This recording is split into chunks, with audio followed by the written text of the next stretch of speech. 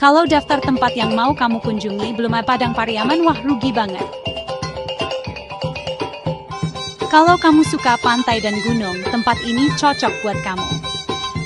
Yuk, kita lihat apa aja sih yang bikin tempat ini istimewa.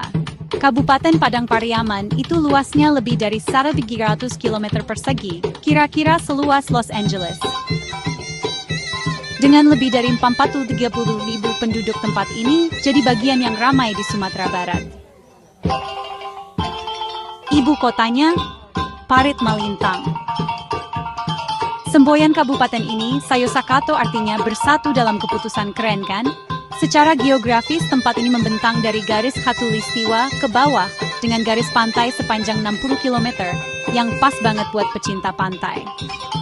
Cuacanya, suhu rata-rata antara 24 sampai 26 derajat Celcius, dengan hari-hari yang berangin dan kelembaban tinggi, benar-benar suasana tropis.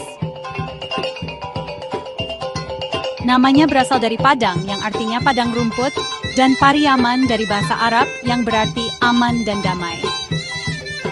Nggak heran deh kalau wisatawan suka banget di sini.